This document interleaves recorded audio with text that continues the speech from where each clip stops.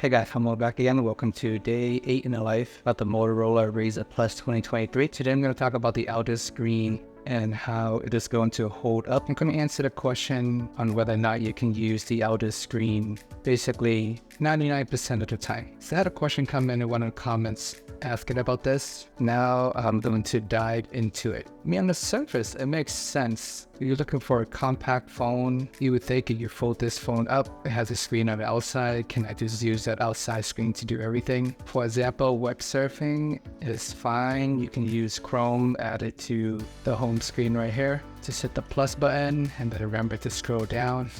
Initially, I thought you can only have 6 apps because I was scrolling to the right. But scroll down and then all your apps is going to be here. So on Chrome, you can scroll up and down just fine. You have bookmarks, save. You can just click on that and everything works the way you expect it to. The only weird thing is when you start typing. For some reason, when you type, the keyboard takes up the whole outer display and you cannot even see what you're typing. I mean, technically, on the far left, you can see the word you're actually typing one at a time. And in the middle and the right, you can see the auto suggestions. But you can't see the full bar above where you're typing your full sentences. So you can see the one word that you're typing at a time, but you can't see the whole sentence, whether you're typing everything correctly. So that in itself makes the outer display kind of buggy, half-baked, and almost useless. I wonder why they took the time to integrate all these apps and let it work okay, but for some reason you would think the keyboard should work properly, but it doesn't. I mean, all it takes is just one thin line above to see what you're typing and that would be okay, but you can't really type on the outer display, which is a shame. And of course, if you're using WhatsApp and Instagram, you're gonna run into the same issue, right? If you're trying to respond to people via text and you can't even see what you're typing, then it's pretty much useless. But you can scroll around and read everything just fine. You can jump in and out. But once you jump into the keyboard, things get really weird. And if you want to hit back and you got the gestures going on, I have trouble going back. So I end up just using like the keyboard swipe gesture as well. So I'm not trying to swipe on the keyboard. I'm just trying to swipe to go back. And it's just not a fun and pleasant experience. So I wouldn't recommend even attempting to use the outer display as your main screen. You can watch YouTube just fine, scroll around, click on videos, the recommended, you can watch my channel. But the minute you start looking for a specific channel and activating the keyboard, once again, it takes up the whole screen and it is not usable. Same thing with Spotify, or basically any other apps really. You can just, as long as you are just scrolling and selecting things is fine, is when you start searching for specific items and requiring to type using the keyboard, that's when it acts really weird. So that is super annoying, but I hope you guys find that to be helpful. Pretty good question.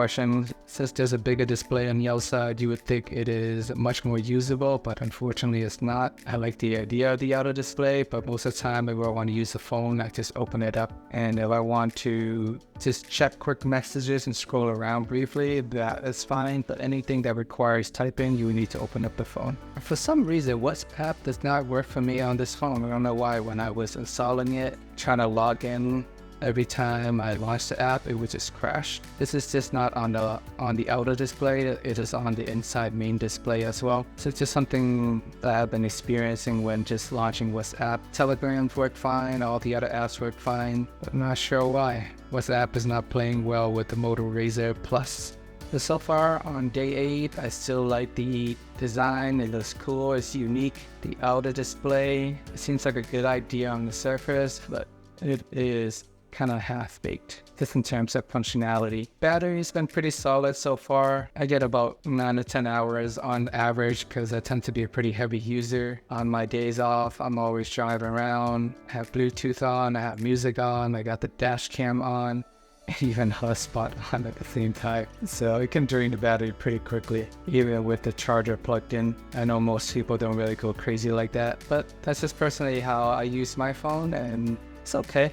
Even though I may kill the battery by midday, it does have the 30-watt fast charging, so I can just plug it in quickly and feel confident I can use the phone the rest of the day with a half-an-hour charge.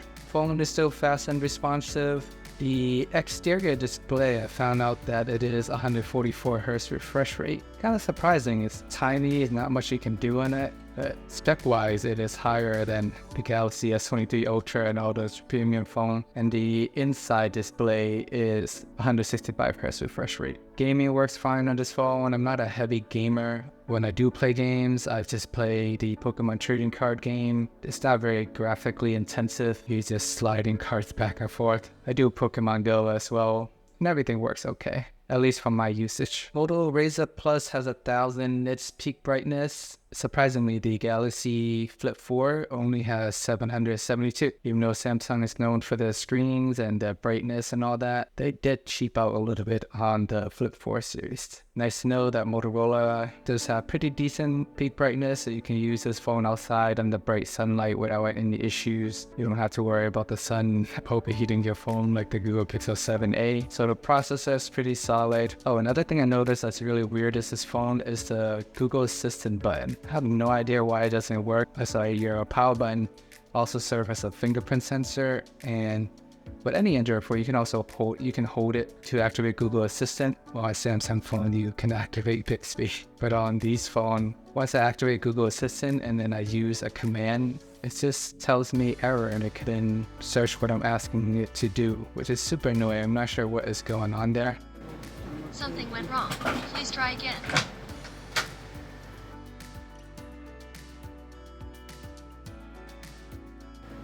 Something went wrong. Please try again.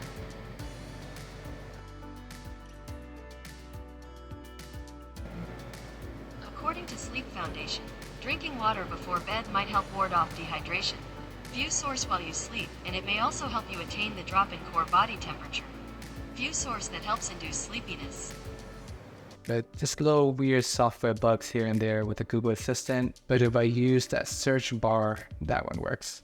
So by day 8, I'm starting to see more weird stuff like that. WhatsApp not working, Google Assistant's not working. And even though it is a really fun phone to use, it only has 3 years of software update, which is slightly disappointing. All the Samsung phones in the recent years, even the mid-range ones, support at least 4 years of software updates. And if you are a type of person who like to keep their phones for 3, 4, 5 years, it's a subject to keep in mind that it is on the shorter end of the stick. Razr Plus have pretty poor night photos as well. I personally don't really take a lot of photos at night myself, so it doesn't really bother me. And even on phones with great night photos, same thing. I don't really go out on my way to go out and take pictures of stars and trees at night. Occasionally, if I feel inspired, I might, but it's not my normal routine. And another thing that is weird with this phone is when you're recording a video, you can't switch between the lenses. So once you pick a lens, you have to stick with it. If you're using the main camera, you are just stuck in the main camera. You can't switch to the wide angle camera or the macro while you're in the middle of recording, which is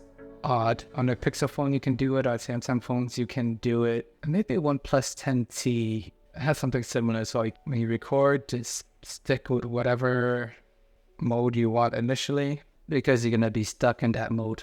And actually you can zoom in, but you just can't jump to the next tier. So for example, if you're using the main camera at 1x, you can zoom all the way up to 8x, but you can't switch backward to the ultra wide angle.